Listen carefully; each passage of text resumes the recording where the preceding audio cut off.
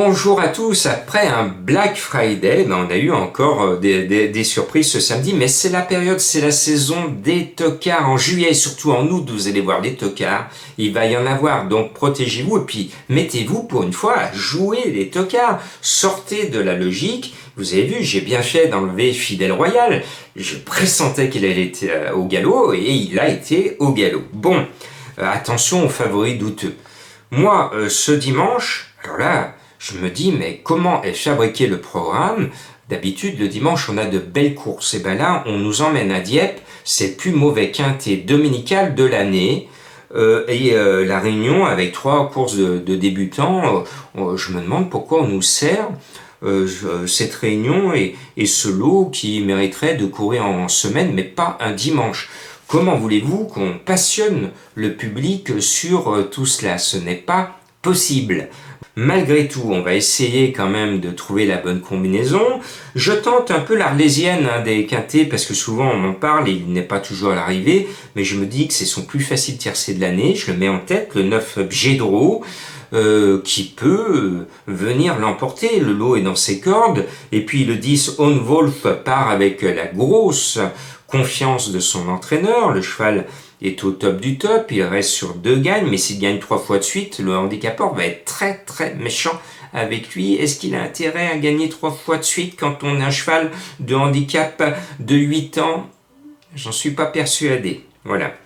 Le 6, Srifanoluguin, quel drôle de nom, monté par Picon, qui avait 90% de réussite, et qui n'en a plus que 60 dans les quintets.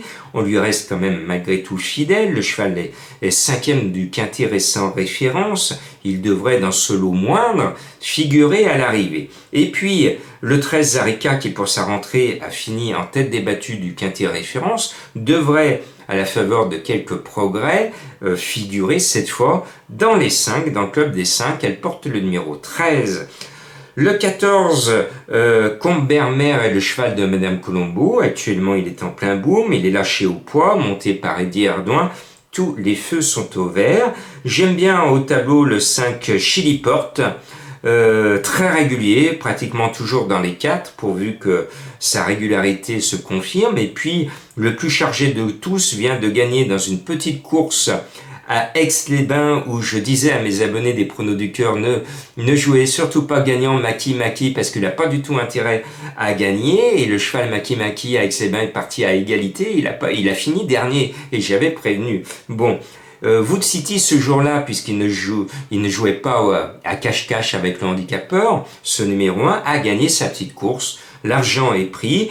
Là, il a la pointure d'un lot qui est quand même très moyen. Son poids de 60 kg n'est pas un cadeau, mais avec Maxime Guillon, il devrait pouvoir normalement rentrer dans le quintet. Maintenant, je vous emmène écouter mes énigmes pour trouver le cheval mystère du jour. Allez, mon premier cheval mystère est entraîné par un entraîneur qui a la frite, parce qu'il est belge. Mes 2 chevaux mystères, vous allez le trouver dans ce qu'on appelle chez nous, ou plutôt chez les Stéphanois, la plaine du Forêt.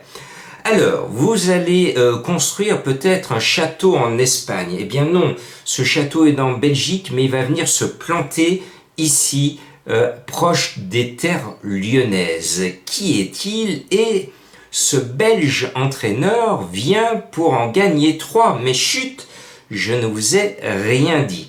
Le deuxième cheval mystère, eh bien nous avons tous été bercés dans notre enfance ou dans notre adolescence par la petite maison dans la prairie. Eh bien cette famille célèbre de la petite maison dans la prairie va vous mettre sur la piste de mon deuxième cheval mystère. À vous de percer ces 2 énigmes, pas très loin de mes terres lyonnaises. Bon dimanche!